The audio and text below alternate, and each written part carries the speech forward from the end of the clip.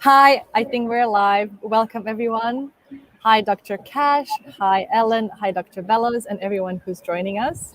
We are very happy to have you all. We see in the chat and in the comments that a lot of people are joining from all over the world. There's someone from Poland here. There's people from all different time zones. We appreciate it. Everyone wants to learn about feline dental care. Everyone wants to make sure that their kitties are happy and healthy and live pain-free. And we have three amazing guests today. We have Dr. Cash, who will kind of be leading the show. She's our Chief Veterinary Officer at Base Paws. We have Ellen, the amazing Ellen, the cat LVT. She is a registered veterinary technician, and she actually does over 500 dental cleanings every year. So she definitely knows a lot about dental cleanings, specifically in cats. And Dr. Jan Bellows, he is one of only 190 Board Certified Veterinary Dentists in the US. Wealth of knowledge, received numerous awards. So we are very privileged and happy to have them all here. I will leave and let the experts talk for about 30 minutes. They will cover the basics, the science behind feline dental disease, dental conditions. And then I know we had a lot of questions that were pre-submitted, and we will answer all of them to our best abilities. And if you have any questions, please put them in the chat. We will try to go through as many as we can. There's just a couple of things. Number one, we are unable to diagnose. So if you have any specific questions about your cat's condition, please reserve those for your private veterinarian or your personal veterinarian, because we are legally not allowed to diagnose. We don't know the background of your cat, and we certainly wouldn't want to make any wrong assumptions.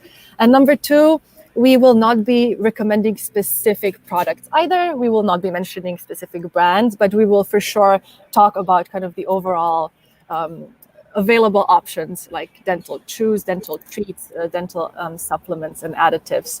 And with that said, I will leave you to it, Dr. Cash, and I will see you in about 30 minutes. Sounds good. Thanks, Nadia. And Dr. Bellows, Ellen, thank you so much again for being here and sharing your knowledge with all of our audience. You know, not everyone can get to come to your clinic, come and see you, but events like that, this allows us to get your knowledge, spread it, far and wide, so everyone can get the best care. And I know we a few months ago had Dental Health Month, but I'm sure you guys would agree that every month is Dental Health Month, and maybe even every day. So if you guys wouldn't mind, starting with Dr. Bellows, do you guys want to give a quick intro and kind of let the audience know what you're most passionate about when it comes to dental health? Well, my most passionate part of dental health is that clients or cat owners or dog owners really need to understand that dental health should be done daily. And it's so important to be able to diagnose whether your cat is in any discomfort, does have what they call dental tooth resorptions, which are half adult cats have them, which are painful, and they should see their veterinarian at least twice a year for a dental exam. It doesn't mean that they have to go under anesthesia twice a year, but at least the veterinarian should be examining the mouth as thoroughly as possible twice a year. That's amazing. Ellen, what brings you to the dental world? Well, number one, you guys asked me to come, and I'm always happy to work with you guys when it comes to actual dental health in cats, because coming from a feline-only facility, we actually have, I would say, more of an advantage to promote dental health in cats, because cats, while they are still the most popular pet in America, they still are the underdogs when it comes to veterinary care, particularly with dentistry at times in mixed practices. And it could be due to whether or not how the client perceives the need for dental health, because sometimes cats can be quite difficult to examine depending upon their personality. But coming from the feline perspective of a clinic, when you see these guys every single day, you actually get to appreciate the subtle signs cats can bring to the table about the need for oral health. And just like Dr. Bellows said, it's daily health. in these cats, and they should be examined at least twice a year, regardless of age. Because the earlier you start with dental care in the cats, the more likely you can have a healthy mouth for years at a time versus suddenly running into a big problem by the time they're like X age. So the earlier you can start dental health in the cat, like definitely the better. Oh, you guys are already touching on so many important things. So we'll dive deep into those. So let's start, kind of at the very basics. When do we see cat parents actually seeing signs of dental disease, or is that even a thing? Is that something that we can actually be better at? Dr. Bellows, if you want to start. Sure. Right from the beginning, from the time that the first exam, hopefully it's a kitten exam, the veterinarian should be able to open up the mouth, take a look inside, and make sure that the teeth are coming in the right positions, and make sure that there isn't inflammation. And then at that point, start to teach the cat owner how best to use a Q-tip dipped in tuna juice. That's my favorite, to help to daily control plaque, even when the baby teeth are there. What they call the primary dentition, because it gets the cat used to the experience, and most cats like tuna water. So that you dip a Q-tip in tuna water and you just rub it along the gum line, or you teach them, if you could teach them clients how to brush your teeth, even better. But the clients need to be real comfortable, the cat owners, on how to pick up the gums and look at the teeth and examine for abnormal breath and abnormal swellings and abnormal inflammation right from the get-go. That's super valuable. And I think, Ellen, you have a great video, and if our audience wants to check it out, it's a really great way of, starting to look in the cat's mouth, lifting the lip. It's not easy, especially in cats, to take a good look, especially at the back teeth. What tips do you have, Ellen, of just, very beginning stages, starting to look in the cat's mouth? And we'll definitely... This age is perfect. Right. They're so malleable. So Margaret she's a foodie. She's one of those kinds of cats. The earlier you can start, and cats are so trainable, and that's what a lot of people don't understand. And kittens are like those little monkey see, monkey do. And if you start training them very early on to examine their mouth, put things in it, just like Dr. Bellows said, like the Q-tip or even those little tiny baby toothbrushes, just starting to do that and training your cat to actually like it and then get rewarded for it, the more likely you're going to have compliance throughout their entire life. You can still train an adult cat, but sometimes, I don't want to say you have to work with some more bribery. It's all about training and trust between you and your cat. And if nobody's having a good time while you're learning this process together, you're going to fail. And just like Dr. Bellows said, dental health should be a daily thing. And so when you're going and you're going to try it once a week, well, once a week isn't enough. So the earlier you train and the more frequent you train, and you make it fun between the two of you, the more likely you're going to have a higher compliance rate with these cats. And it's a lot of fun. If you can actually get them to like really brush their teeth, they actually want you to come and brush their teeth, because now it's a routine between the two of you, and cats love routine. And why not make it a healthy routine between the two of you? That's right. That's right. And I want to kind of take a pause here and say, we are talking so much about teeth brushing because it is the gold standard. And the reason for this is when we actually think about what causes dental disease, at the end of the day, it's the bad bacteria and the microbes that are in the mouth. So one of the things that BasePaws is trying to do is understand, this whole oral microbiome, what is in there. Because up until now, we didn't actually have the technology to see a lot of those microbes. The culture methods that we had, we could only really see about 1 to 2% of the actual bacteria and microbes that were in there.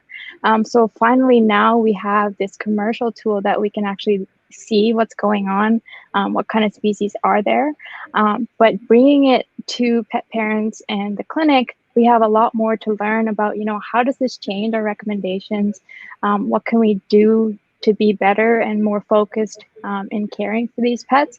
But I think teeth brushing makes a lot of sense, and because it incorporates that mechanical and chemical action. So Dr. Bellows, I'd love for you to just kind of speak to that, and maybe other ways that we can achieve those same goals if teeth brushing just isn't something that is possible. Right. Teeth brushing makes great sense. Humans do it twice, 3 times a day, but oftentimes in cats, it's very difficult. And so many cat owners just throw up their hands and say, forget it, I'm not going to do anything.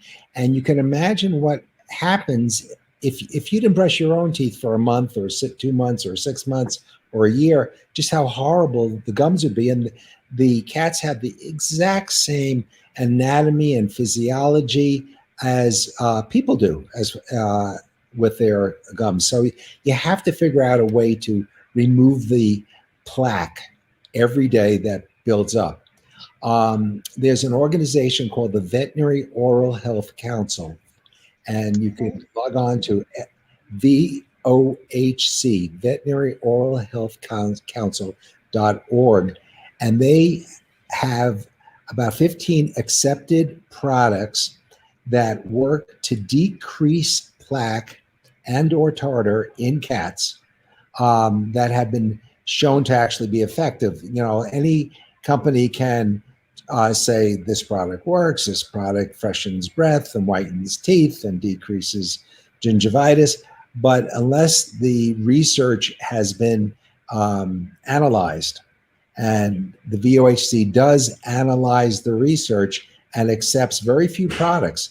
So I implore your listeners to go to vohc.org and log on to see which cat products there are, because those ones will decrease plaque and tartar, even if the client cannot brush their teeth every day. That's perfect. And Ellen, I want to actually see if you have a good news story of, when you do the training after dental cleaning, what is the most important thing that you tell them when they go home? And have you ever had any reversal of some of these dental diseases?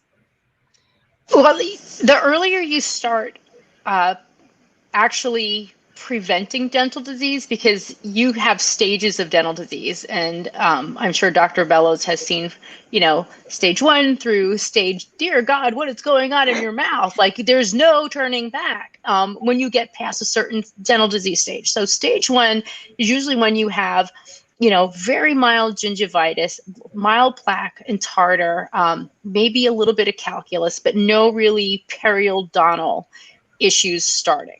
And so you're going to go ahead and you always start with that routine dental cleaning and the mapping of the mouth and making sure we don't have any kind of periodontal problems that are underlying that we know is going to be progressive versus like regressive. If we have the stage 1 or just very mild plaque and tartar present with very little gingivitis, well, we do the cleaning and we initiate the home care. And we need to be aggressive about this home care. It needs to be daily. We either need to do water additives, we need to do treats, we need to do brushing. What are you physically capable of doing at home with your cat is one of the biggest questions I always ask.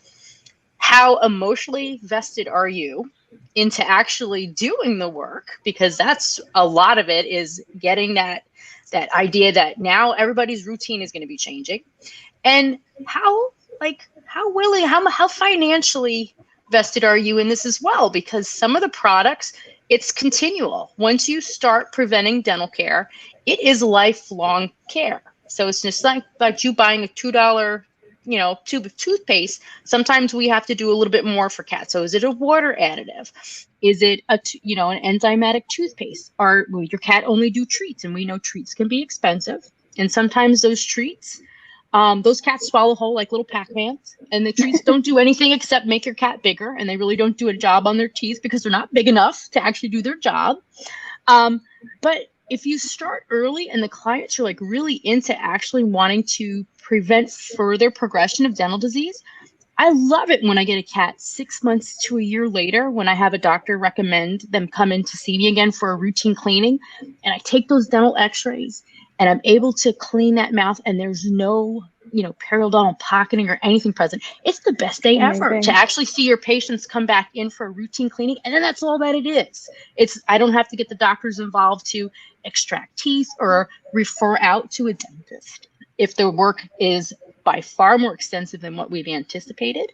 But in some cases, certain cats can have genetically progressive disease. And sometimes you take those dental x-rays and there's more work than we ever anticipated, because in the cat's mouth, you can have these wonderful looking crowns and everything underneath it is trash. So it really depends upon what's happening. But it's a really good feeling when I can go back into my dental system and see that I have been consistent in cleaning this mouth for years.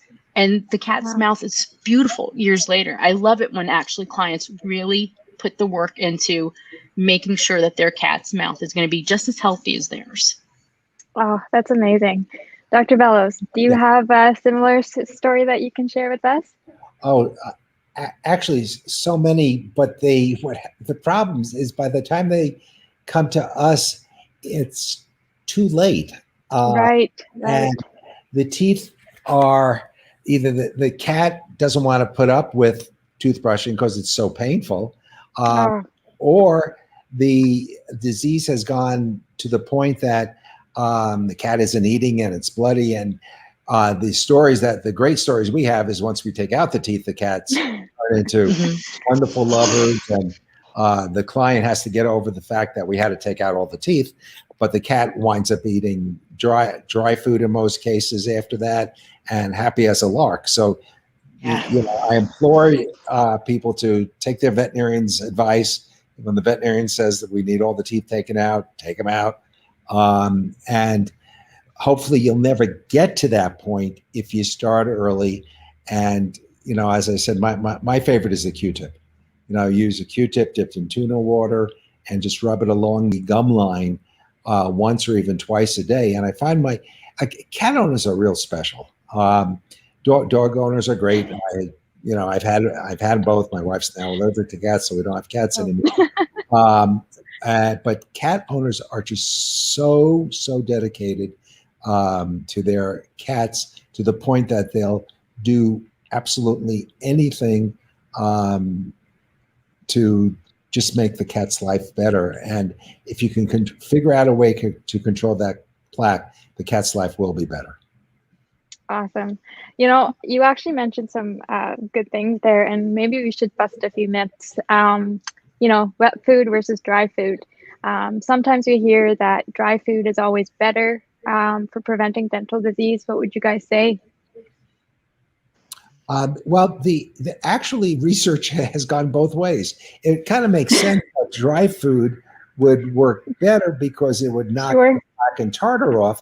But the research has not borne that out. When they did double-blinded studies where they gave some cats just regular wet cat food and other cats dry food, they had the same amount of gingivitis and periodontal disease. Now, the caveat there is the sticky food, the ones that come in plastic bags, those are the ones that will attract a lot more plaque and tartar on the teeth. So they will not be as good as dry or dry food or wet food. And also the special dental diets like the Hills TD diet, the Royal Canine Dental Defense diet, the Eukanuba Dental Defense diet, those all have special products, either chemicals and or mechanical action that will decrease plaque and or tartar. Awesome. Another one that we tend to hear quite a bit is, maybe you're at the vet and the vet says to you, I think your cat has some early signs of dental disease. We need to do something about it because your cat's in pain. And then the owner says, you know what? No, they're fine. They're playing, they're eating. Maybe there's a few extra drops of food, but no big deal. What do you guys think of that? Maybe starting with Ellen here. Well, we know cats are the great maskers of pain. And that's why the wonderful thing of like the Glasgow pain scale is out, as well as the feline grimace scale, might give you an idea on the extreme cases of pain with the cats, because if it's the subtle signs of pains, cats are still really like, I'm not going to tell you I hurt, unless you actually physically open their mouth up and you go, oh, look at that tooth, blink, and you poke it and then they chatter. And we know that that hurts. Those oral resorptive lesions that have that open lesion to the world, they are super sensitive. And it's like almost the same feeling like if you had a cavity or something and you pull cold air onto it, or you drink something hot and you get that sharp pain in your mouth, it's quite similar. And that hurts. So every time the cat eats and something touches that piece of tissue there and that open nerve ending, it's going to hurt. So we know that they are super sensitive, even though it's outwardly, if you're looking at your cat, they might not look like they're in pain, but when they're actually eating or rubbing up against something, you might notice that they are a little painful. Sometimes they might have a little bit of dried saliva around their mouth because they've been drooling a little bit more, because it hurts that way as well.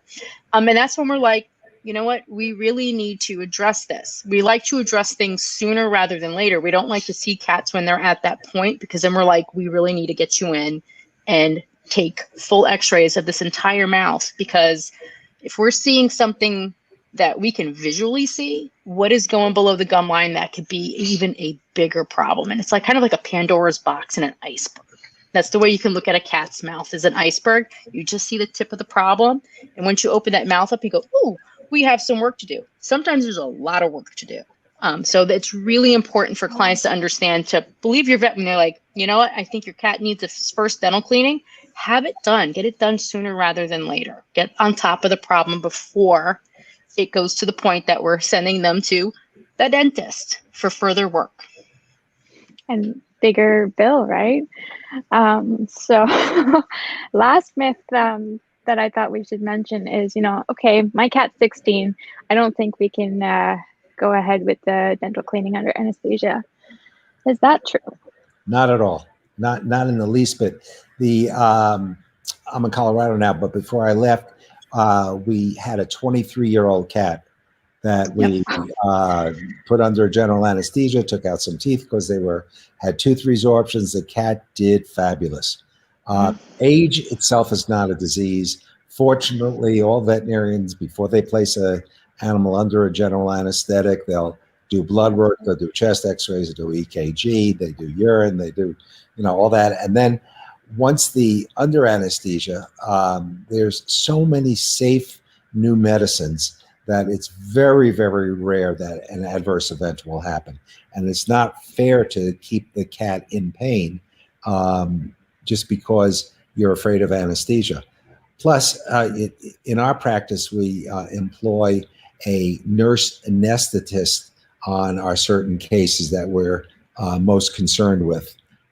So for the folks out there listening, ask the veterinarian if they can get a veterinary anesthesiologist to actually be there during the procedure, or an LVT, nurse anesthetist, that is specially trained in anesthesia. So there's a lot of great opportunities. Don't worry about your 16-year-old cat. Oh. What do we have in the back there? You got a little tail. That's Michelle. She actually had her yearly dental cleaning just a couple of months ago, and my cats, I have the advantage of working at all feline clinic, and so we host twice a year. We host a staff day that a doctor and I will actually go in, and we'll do the entire staff's pets and do a dental for them. So like my cat actually just had her teeth cleaned just recently, and I'm lucky she still has nice clean x-rays. She's actually trained to actually have her teeth done as well. Not as well as Benny and Loki did in the little video that I have, the tutorial for you guys. Those two are like really into having their teeth cleaned. Hers, a little bit more bribery and training has to go on with it, but she prefers the dry treats and biscuits over actually having something in her mouth. But I'm still able to do something every single day to try to kind of prevent a further problem from happening. So that's wonderful. And she's 6. She's not that old just yet, but like Dr. Bellows said, I mean, I recently had a cat in their 20s as well go under anesthesia. And the evolution of anesthesia for cats has come a long way since the early 90s when I started out as a technician, compared to the anesthesia what I learned on, compared to the anesthesia we perform now, is so advanced that, you know, you rarely do run into an issue. And we do have the resources out there to make connections to get advice on certain cases on what would you use.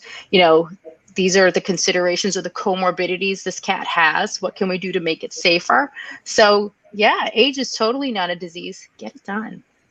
I love it. So we have maybe about 4 more minutes here quickly to chat before we take some audience questions. And I wanted to make sure that everyone understood, you know, the most common dental diseases in cats and what we can check for with the new Baseball's dental test. So the biggest one that, you know, both cats and dogs actually suffer from is periodontal disease. So Ellen, if you can give us a quick overview of what you would see in the clinic, and if Dr. Bellows, you can talk to kind of the physiology and how it comes about, that would be great. Right. So generally in the clinic, upon presentation of an examination, you would see a red line on the gum line. Depending upon how bad the gingivitis or periodontal disease is, usually indicates, you know, whether or not is it a mild red line or are these gums bright red and what we like to call like that chop meat look, because they're so diseased that even the gums change texture at times. And a lot of very thick calculus that can be in all shades of colors and smells and everything else that go along with it. Sometimes we have teeth that are loose in their mouth. So it really depends case by case, depending upon the severity of the disease is usually what is the amount of work that you have with. And I'm sure Dr. Bellows can elaborate into greater detail for it. But, you know, every case is unique, and, you know, depending upon age, you know, dental disease, you know, it varies. You can have a great mouth at 3. You can have a great mouth at 15. You can have a horrible mouth at 6 months old with these little cats, particularly the purebreds that are prone to that juvenile periodontal disease and stomatitis. And then they wind up losing their teeth very young, versus like some of these older cats that we see have their first dental cleaning at 15 years old, and they have gorgeous teeth underneath the plaque and charter that's present, and they keep everything that day. So it really is case by case. Mm-hmm. So why is it so common, Dr. Bellows, the periodontal disease? It's so common because cats don't brush their own teeth.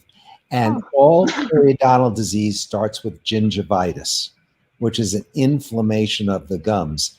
And the inflammation of the gums comes from the plaque that just builds up, and it interacts with the gums and the animal's immune system.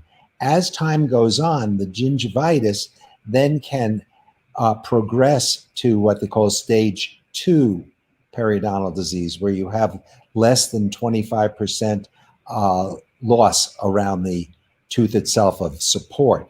Then stage 3, where you have less than 50% loss, and then stage 4 is greater than 50% loss. But the key is you cannot have periodontal disease without gingivitis. You can have the gingivitis without periodontal disease, especially if the loving cat owner takes care of it early, and if you diagnose it early too. Right, and it supports the need that every single dental out there, and I can't stress it enough, needs to have dental x-rays, every single dental. That's how quickly things can change in a cat's mouth. And full mouth dental x-rays, not skull films. Yep, full mouth dental x-rays. And now you can actually do like full mouth CT scans. Like you can actually do dental CT. It's great. And the imaging is like, it is shockingly amazing. So the evolution of even just the imaging, because I remember a long time ago, like hand dipping dental x-rays and everything, and then getting my first digital dental x-ray, and now we're looking at a CT scanner. I mean, it's amazing detail that you can see and help your cat keep as many teeth as possible for the, for the future. So it's incredible. We got our CBCT about 2 months ago, and it's unbelievable what is diagnosed. I mean, Yeah, it's it's just, incredible, the imaging that's available, and it makes a huge difference. And I think a lot of people, when they hear about like the more advanced imaging, all they could think about is like dollar signs. But in reality, you have to look at dental health for your pet is it's an investment for their health, and that's what you really need to look at it as. But it's pretty incredible. The better imaging, the better care that they get in the future. So and it only takes it's pretty amazing. a minute Yep. and a half, which is great, and less Yeah, it's radiation. incredible. It's good. Yep. Hey there. Oh, we got you back. Hi, sorry, I was muted there for a second. Wow, what great information and a huge number of questions. Some very specific, some from our audience that clearly know their cats really well and have questions that I think everyone will benefit from having answered. And one question that we as baseballs get a lot is what I can do if my cat has heart issues, if my cat is prone to seizures and cannot go under anesthesia. And I suppose assuming that there are some dental problems visible. Well, Right. yeah, I mean, if they do have concomitant problems, whether it's diabetes, hyperthyroidism, heart problems, it's something that there's different types of anesthetics and certainly anesthesia monitoring that the procedures can be done very safely. At one time, way back when, the veterinarian used to have to do everything. You know, how to do the anesthesia, how to do the procedure, how to watch the animal. Now we have staff that watches, and the monitors are phenomenal. The very similar monitors that they use in human medicine, we monitor them under anesthetic with. So it's very rare that anything adverse happens. And general rule is if they walk in, they'll walk out. So then kind of related to this, Deborah was asking if there is a Xanax for cats rather than full anesthesia. And I suppose you kind of almost answered, correct? There is Xanax for cats, gabapentin, which decreases their stress. But the AVMA and the American Animal Hospital Association mandates that every animal under that has a dental procedure be placed under general anesthesia and is intubated. And you cannot do that with Xanax. Right. And a lot of people don't understand, like when they look at that anesthesia-free dentistry, you're not doing those dental x-rays, so you really don't know what's going on. The person who's actually cleaning this animal's mouth, you don't know how far you're actually going up underneath the gum line. You're not polishing, so you're not doing a 100% great job on figuring out what's happening. You're not mapping the mouth and checking for pockets. There's no way you could possibly do that. You can't clean the lingual side, which is the inside aspect of those teeth, which can get just as dirty as the outside. And the cat's not going to do that. It's either go fully under anesthesia and have it done properly, spend that kind of money and save up for it. Don't waste your money on something that's anesthesia free, because most of the times you are going to cause more harm than a benefit in those aspects, especially with cats. It's incredibly stressful. Sometimes gabapentin is not enough. It's enough to take that edge off, to handle the cat, but it's definitely not enough to do work in the mouth. And the head space on a cat is an incredibly intimate area. I mean, you want to ruin a relationship real quick? Get into their mouth and get into their head space where they don't want you to be. And I mean, relationship right then and there, it's a no-go after some cats, and you can ruin it in one session. So it's not worth it in my eyes. Absolutely not. And we are an AHA accredited practice. You will not be done without anesthesia. You will not be done if you're not intubated. And there's no ifs, ands, or buts. You are getting full dental x-rays the entire time. Great, thank you. Now, maybe a question for Dr. Cash, and we also get this one a lot, kind of the relationship between genetics and dental disease in pets. I know this is a very unresearched field, but what would you answer to our customers who are asking, I brush my cat's teeth, I do everything that you guys are telling me to, and my cat still gets tartar, still gets dental disease? Yes. Oh, we wish we knew the answer. And honestly, we know there is some genetic component that's involved, we're obviously working very hard to figure out all of those links and make them very clear. And honestly, like Ellen already alluded to, some of the more purebred cats maybe are more prone to some of these diseases because of the way, certain traits are linked together, where you get the beautiful quote, maybe it's not linked to a beautiful mouth. So the short answer is we don't know exactly why, but it's great that you're doing everything that you can, but hopefully we can make those diseases not as severe by keeping up with dental care. So that's kind of what we know as of today.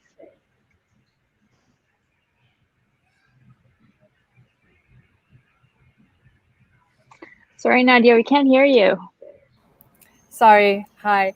I will try to go to as many questions as possible. So that's why I'm kind of rushing you a little bit. But we have a great question and very specific. Is the mechanical action of brushing the teeth more important than the actual toothpaste that you use? Absolutely. Yeah, absolutely.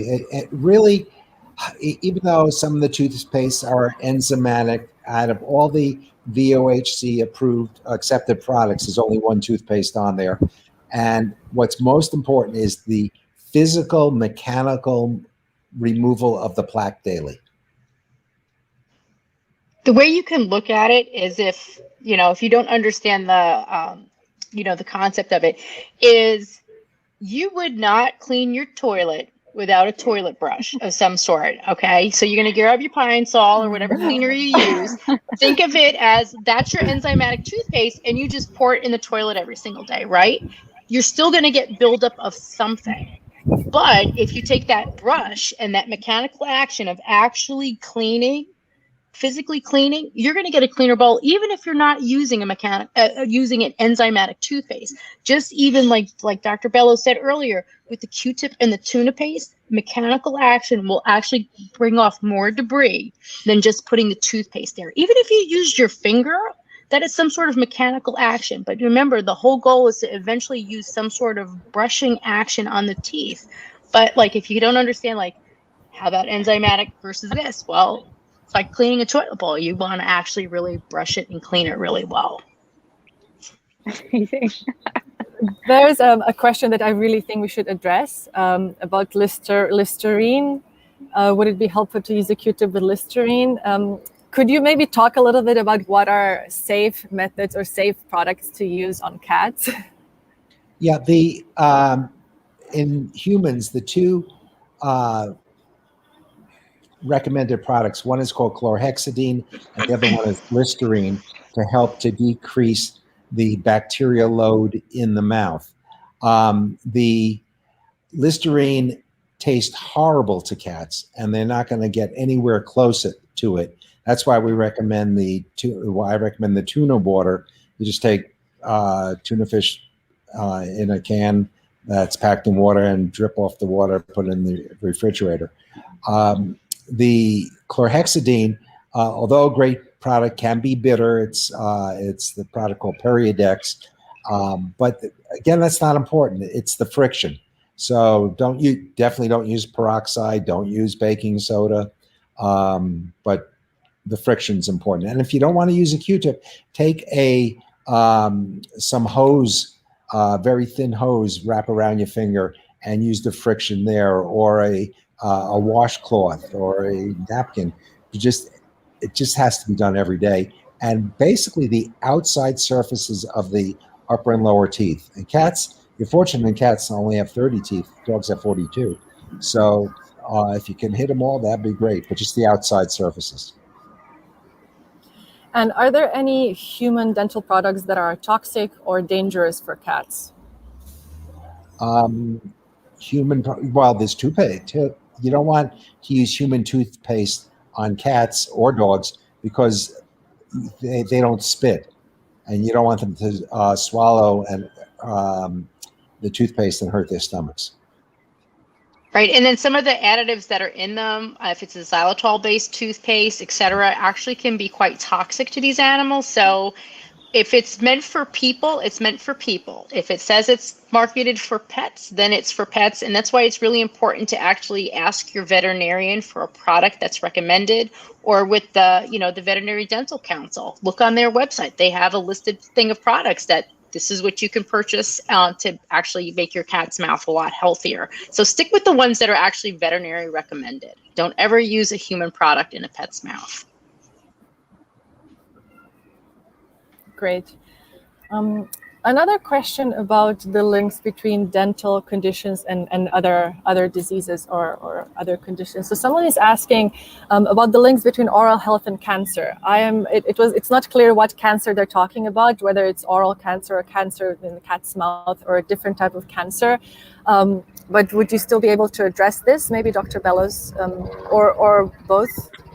Yeah, well, they felt that many human diseases were due secondary to inflammation, especially diabetes and heart disease and kidney disease, that we do see in cats that have dental disease, much higher prevalence of those diseases, especially kidney disease.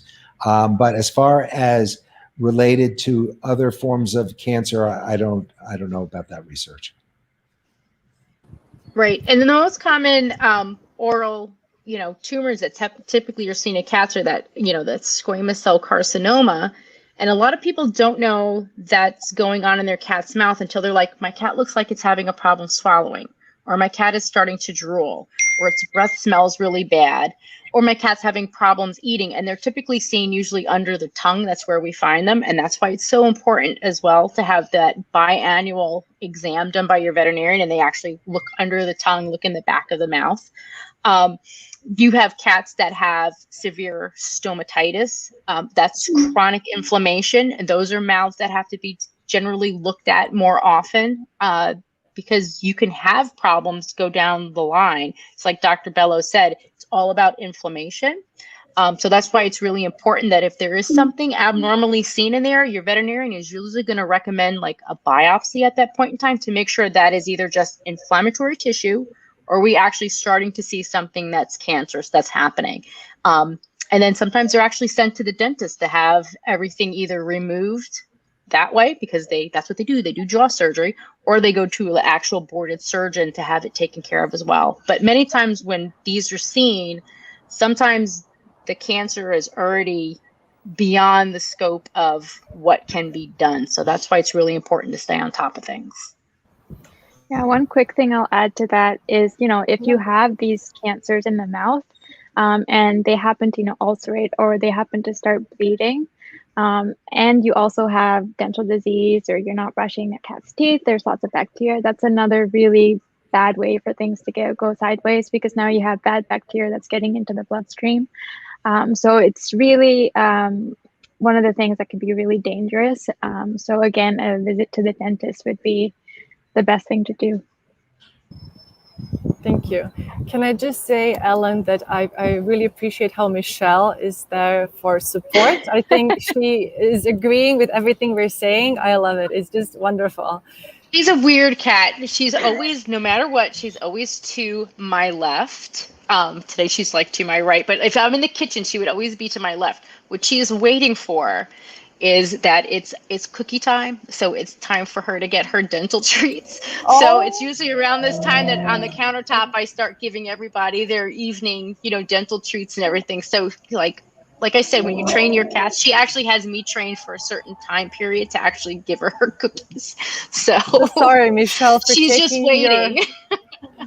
Stealing your mom during cookie time, unacceptable. We will change the webinar time next time. And let's continue with the whole kind of other conditions plus dental conditions theme. Someone is asking, so Stephanie's asking about her cat that is I believe VLV positive. If there's any specific recommendation around teeth cleaning, does it matter? Well, cats that are feline leukemia positive are more prone to gingivitis and periodontal disease and have less ability to heal well. So it's very important to get the teeth cleaned, very important to take pre-anesthetic tests beforehand to make sure anesthesia is going to go okay. Very important to have a shorter procedure as possible, and to probably clean the teeth more often, because the plaque is going to induce more of a response than in a cat that has normal immunity. Great. Ellen, anything to add, or I think we covered it? No, he pretty much covered it. Sometimes with these cats, sometimes you have to do every 6 months a dental cleaning to kind of stay on top of it. The healthier you can keep the mouth, the less likely these cats might have some sort of problem in the future from a secondary comorbidity. So if we can keep one of the problems as at bay, the less likely we're going to have problems in the future. But if your cat's feeling leukemia positive, that doesn't change the fact that we can put the cat under anesthesia. What it does do is it makes us stay on top of diseases a lot more for them. So those cats are even recommended even more to have, further dental care done for them, because we want to maintain their health since they're a little bit more fragile in a way.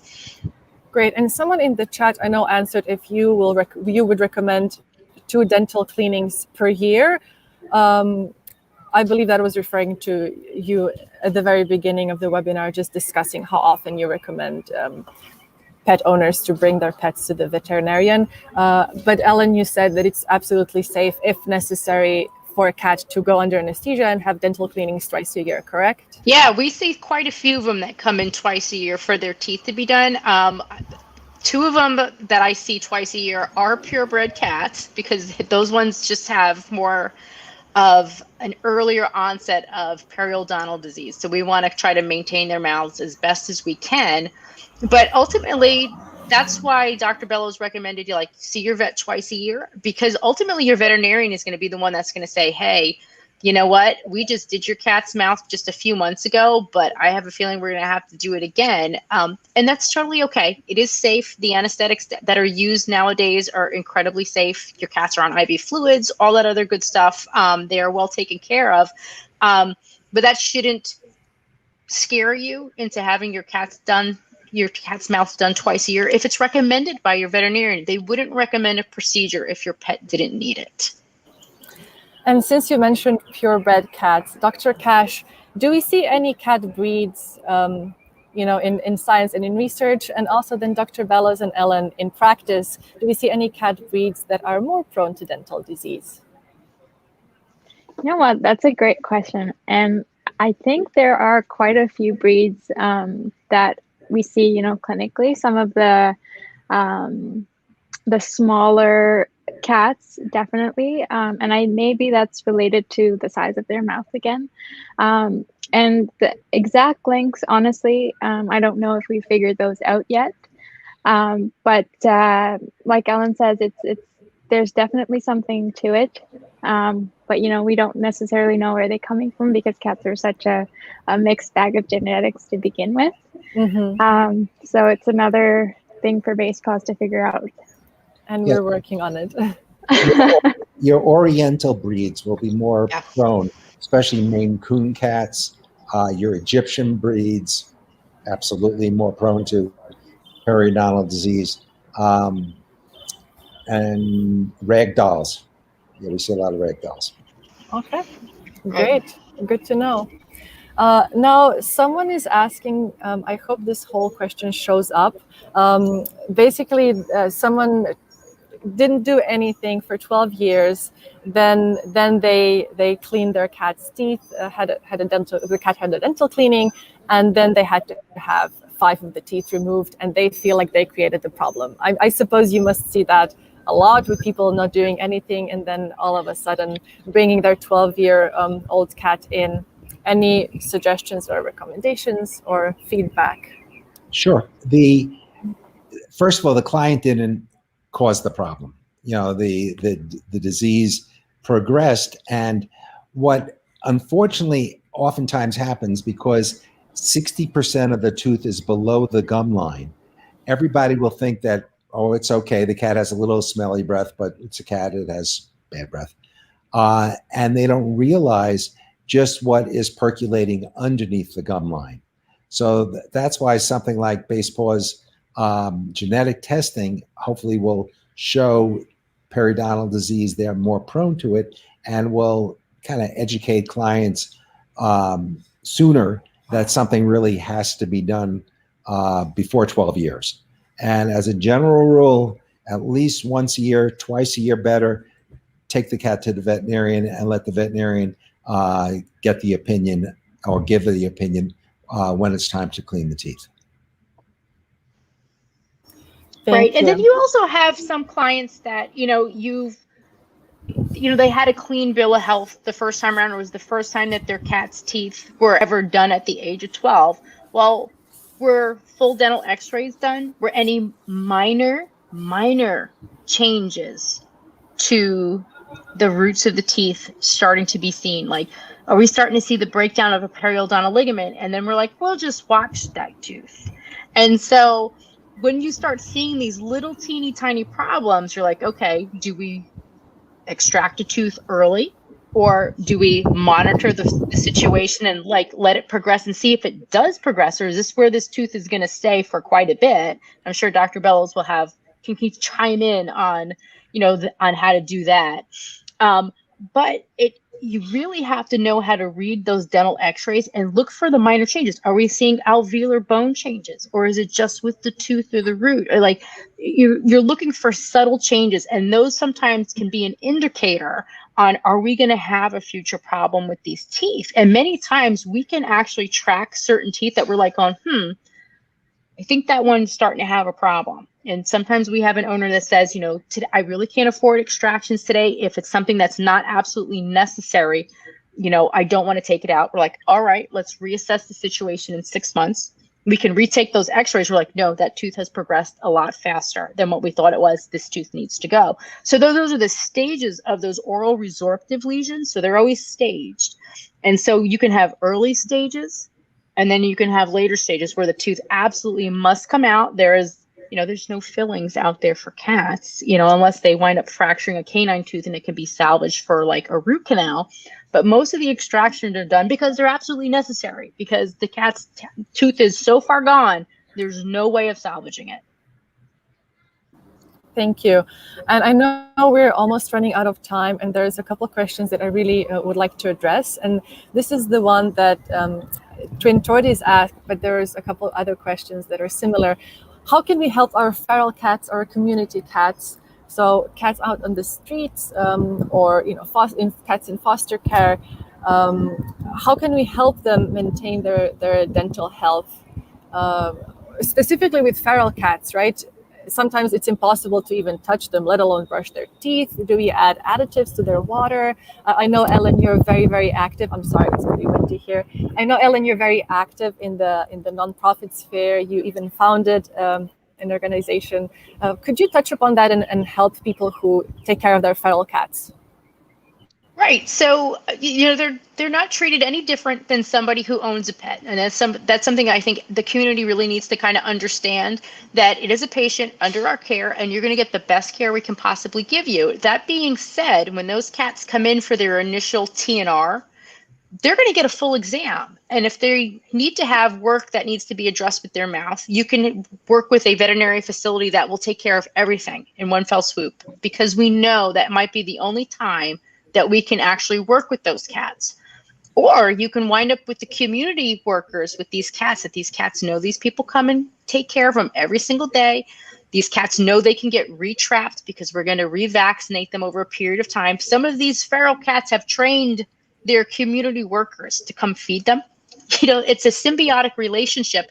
And so these cats, you can bring them in, they can be sedated and have anesthesia done while they're in their trap, remove them safely. The staff can work with them just like they would work with any patient, and that gives you the opportunity to do the full workup while they're asleep.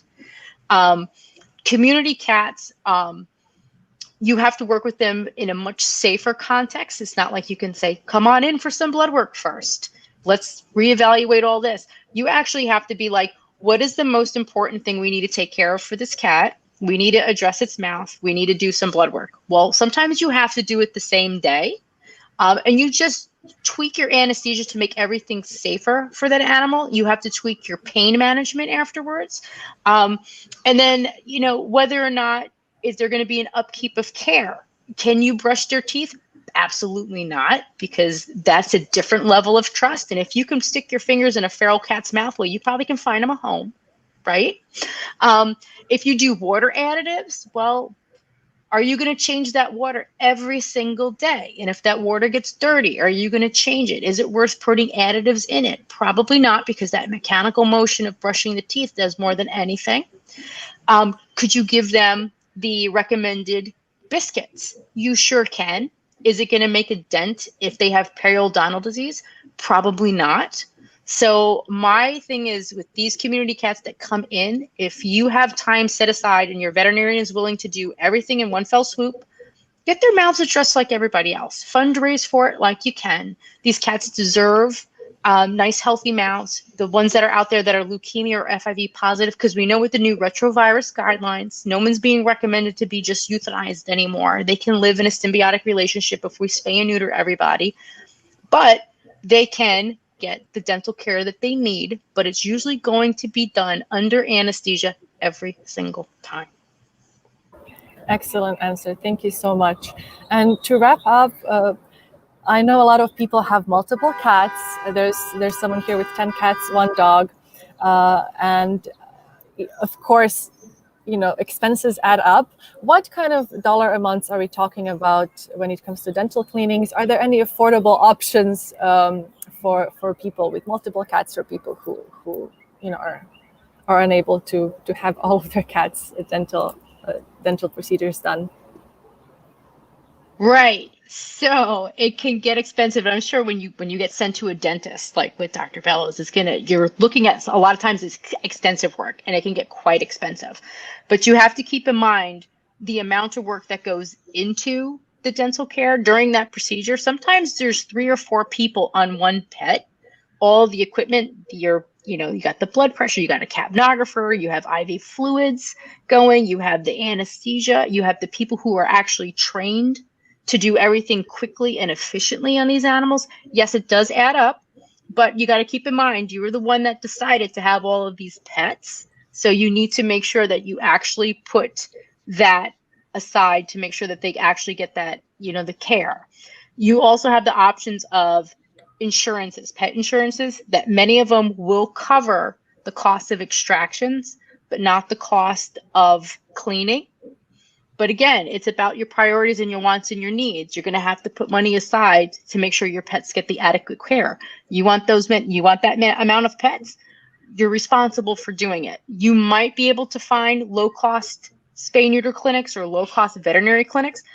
Keep in mind, low cost does mean that they might not have the equipment that could, from one clinic difference to the next, you're going to do enough to get by versus you have all the bells and whistles. So, right. And most veterinarians will work with nice people.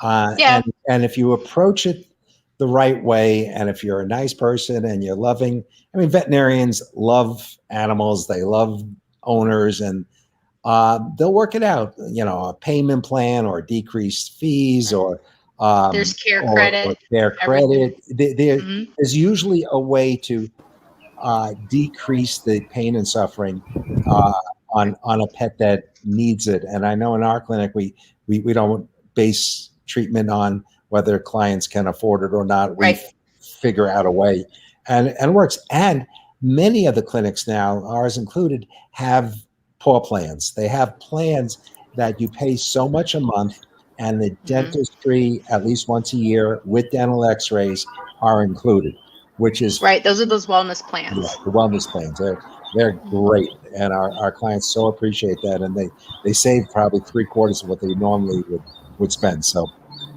ask your veterinarian to have a wellness plan. Thank you. And to wrap up, Dr. Cash, I will ask you to just explain to people what our Base Pulse new dental test is, because we are giving one away for free.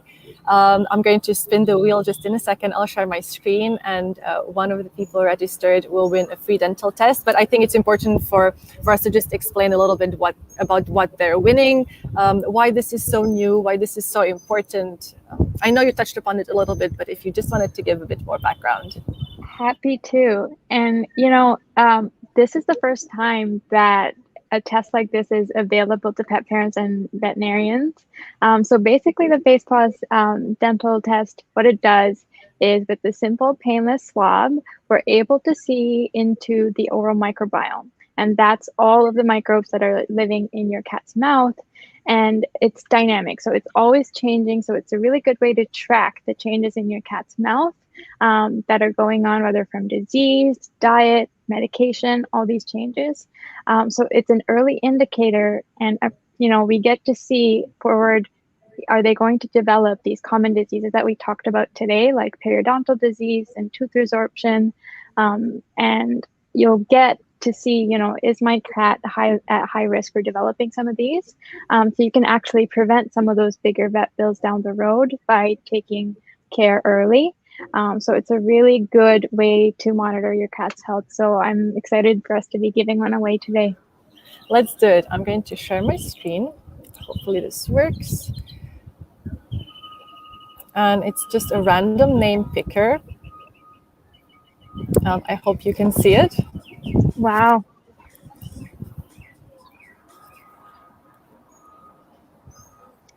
Yay! Congratulations. Who's that? Grace. Yay. Am I back? I think I'm... You're back. Yeah, awesome. Yeah, congratulations to Grace. If you're here, congratulations. Otherwise, we will email you. And with that said, thank you so much to our guests. Thank you to Cash. I will say that the reason why I'm actually outside in the wind today is because right at this moment, Base Pause is hosting our first actual in-person gathering since COVID started. Unfortunately, Dr. Cash couldn't join because she's in Canada, but the whole team is just two stories below me watching the YouTube recording, the YouTube video live. So thank you. This is a special opportunity, and thank you, Dr. Bellows. Thank you, Ellen, for always being here for us, for taking care of pets, and for caring about dental disease and dental issues. We appreciate you. Thanks for having us. Thanks, Nadia. Thanks, everyone. Bye. Bye, guys. Bye.